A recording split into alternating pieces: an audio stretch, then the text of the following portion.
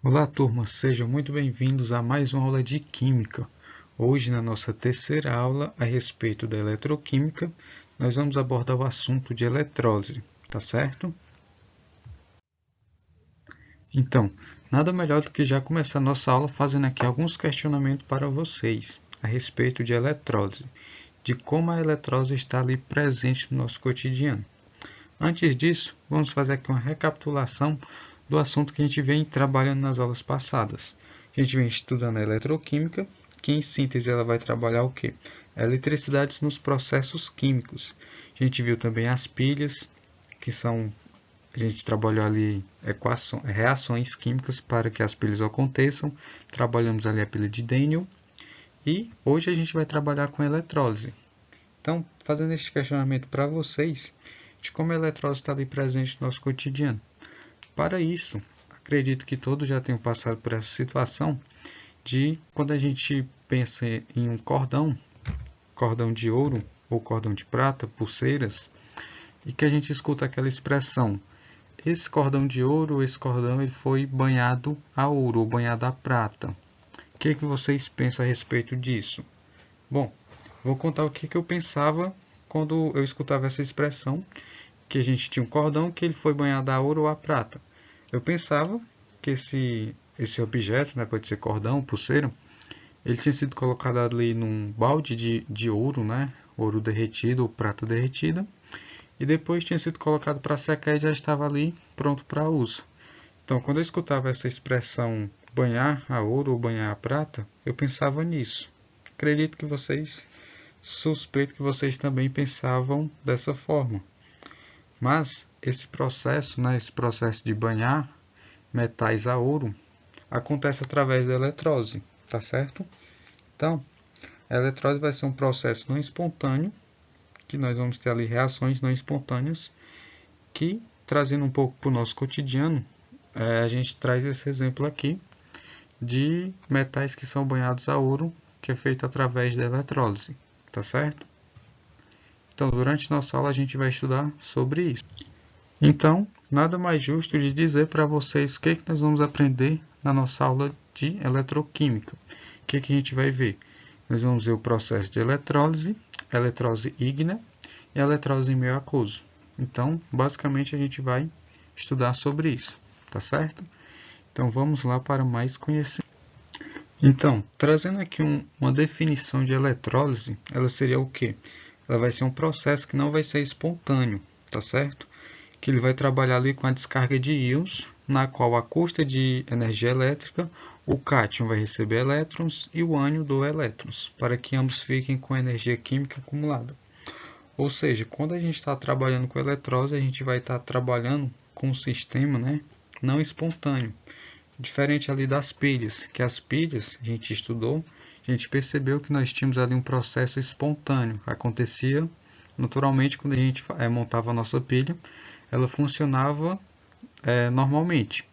Na eletrólise, quando a gente for montar o nosso processo, né, ele não vai acontecer normalmente. Vai ser necessário a gente colocar uma energia, fornecer uma energia para que ela possa acontecer, tá certinho? Então, basicamente, a eletrólise vai ser isso.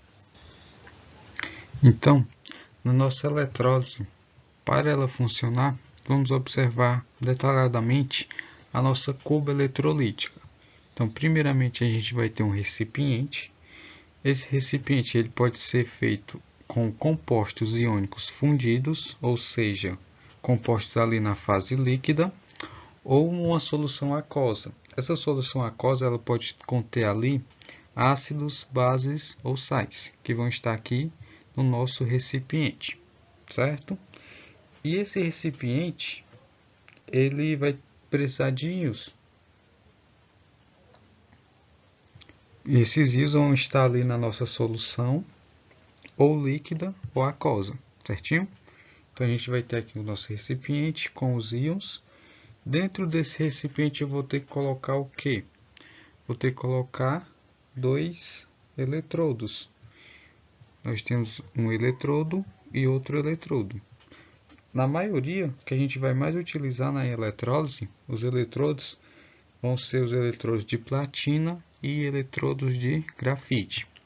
Eles vão ter que ser eletrodos inertes, ou seja, eles não vão reagir, tá certo?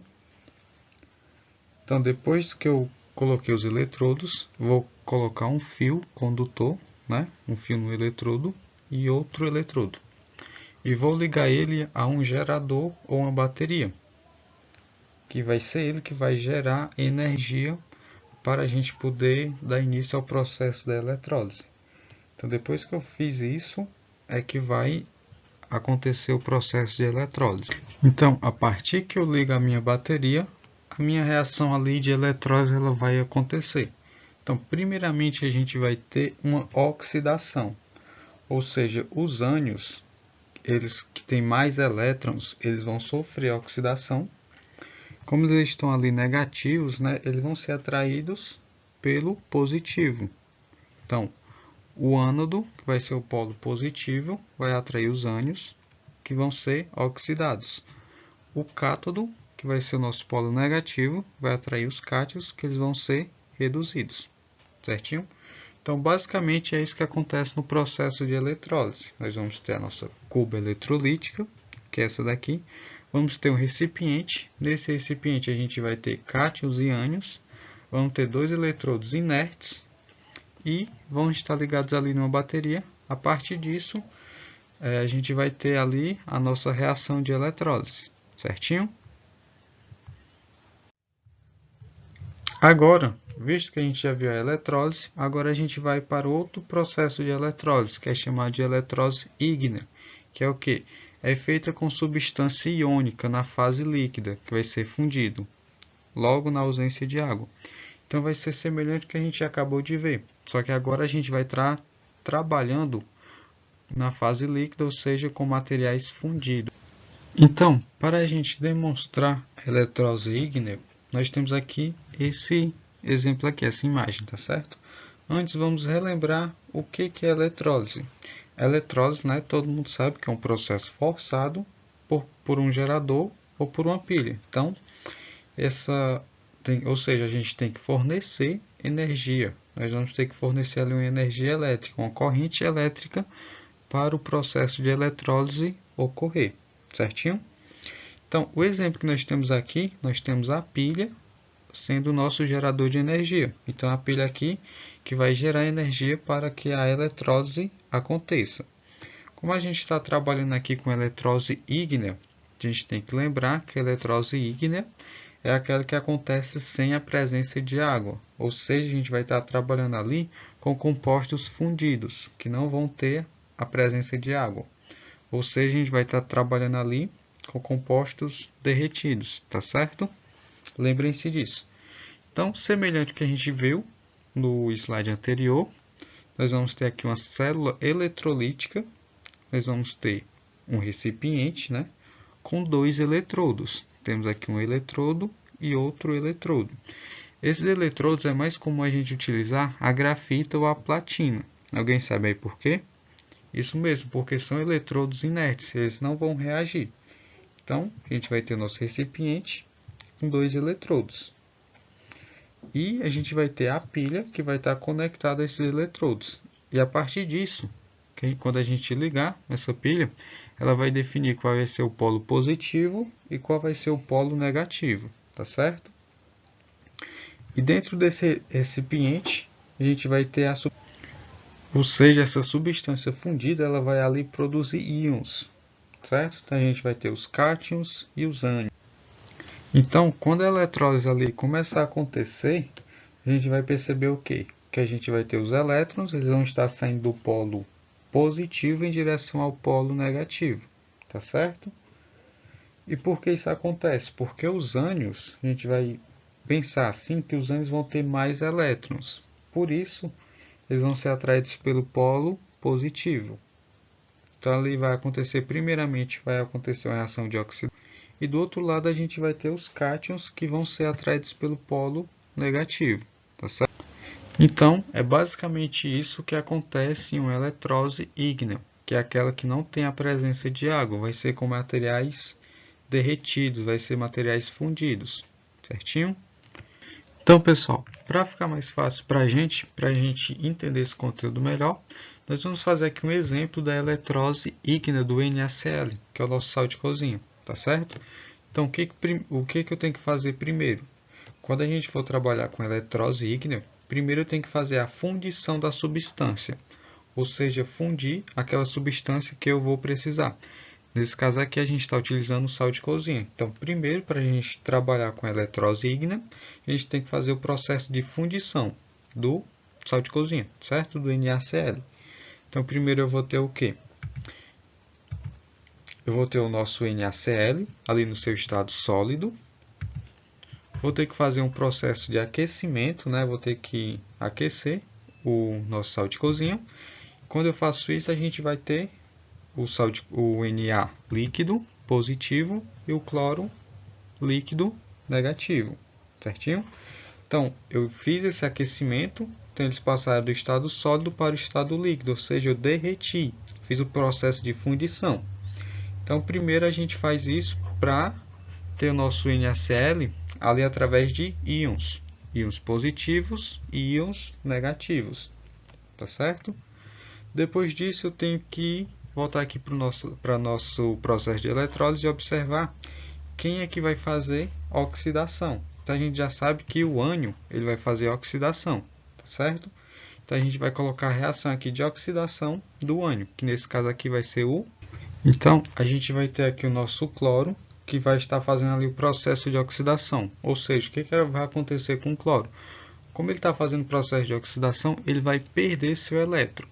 Então, se eu perder um elétron, o cloro vai ficar como? Vai ficar cloro zero.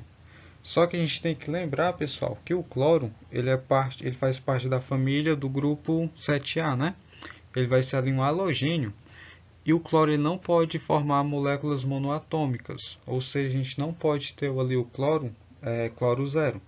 Por isso, o cloro vai formar cloro 2, vai ser uma molécula diatômica. Então, ele vai perder não somente um elétron, vai ter que perder 2 elétrons. Então, para a gente poder fazer isso aqui do processo correto, a gente tem que balancear a nossa equação.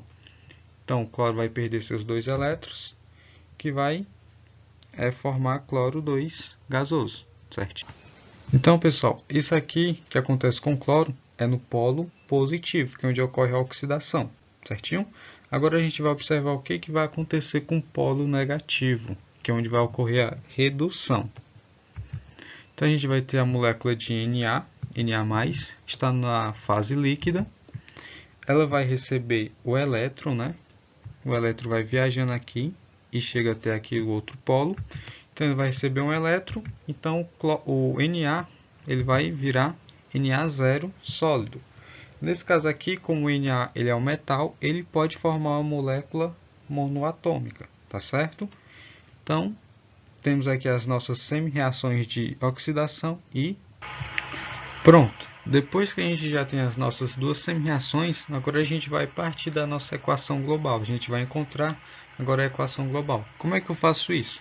Eu vou somar essas três equações aqui, certinho? O que tiver de lados opostos, eu corto, elimino, ou seja, e o demais eu vou somar, tá certo?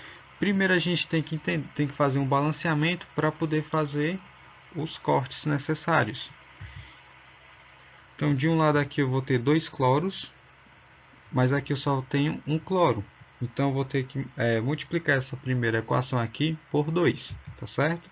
Então, eu coloco 2 aqui e 2 aqui, para a gente poder fazer o corte, para a gente poder eliminar os 2 cloros negativos, porque estão de lados opostos. Deu para entender?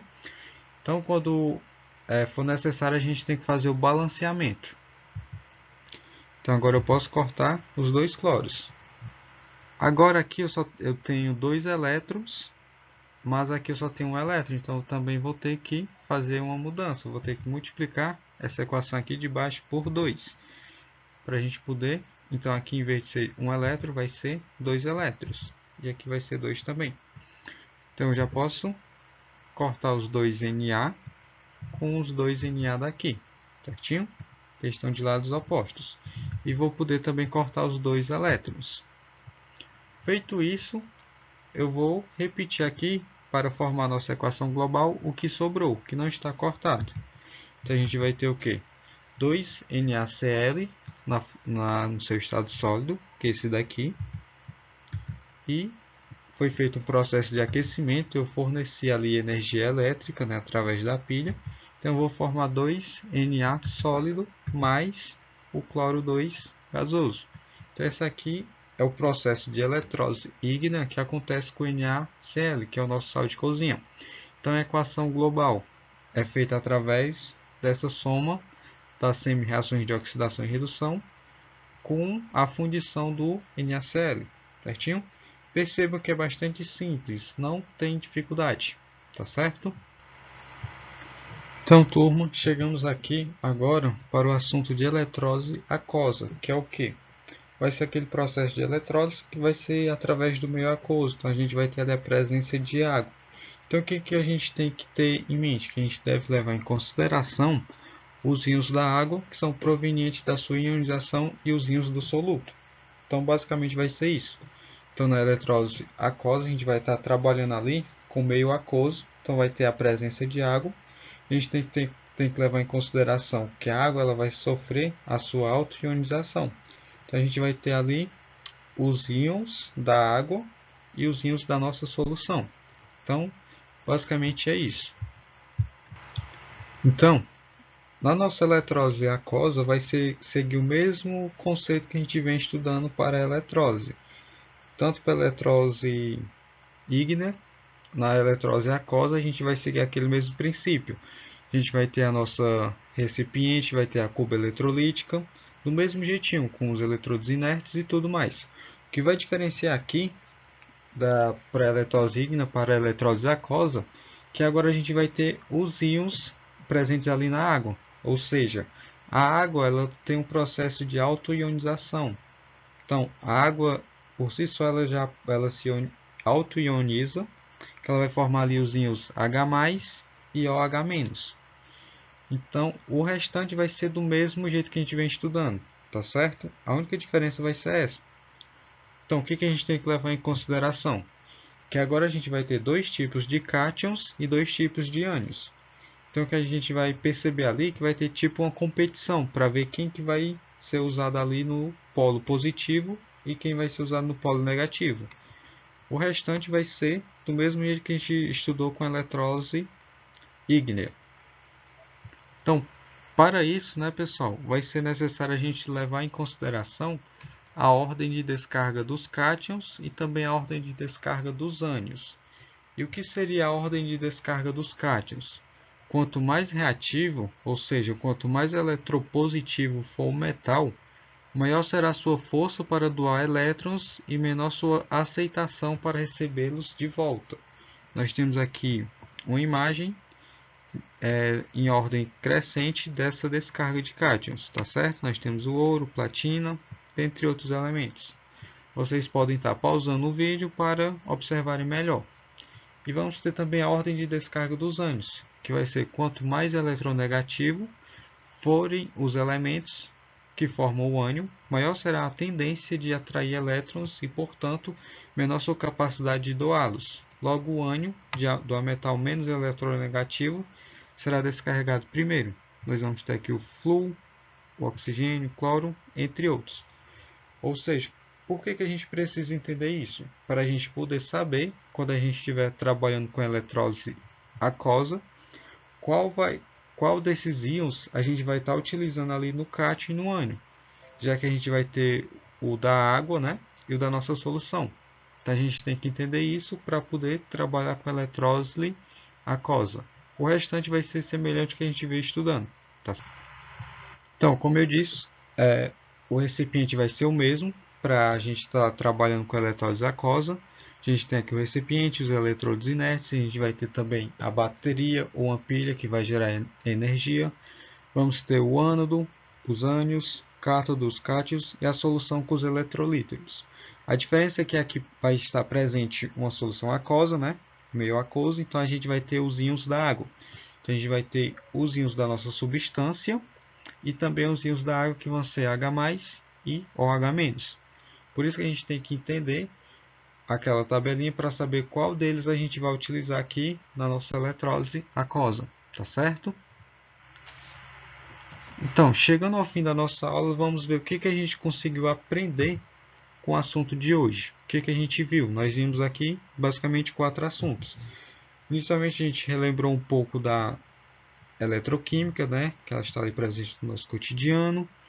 Vimos a eletrólise no nosso dia a dia, que foi através do exemplo que eu dei para vocês das correntes banhadas a ouro, a prata, pulseiras que são banhadas a ouro ou a prata, pelo procedimento de eletrólise, né, que é feita a eletrólise para isso acontecer.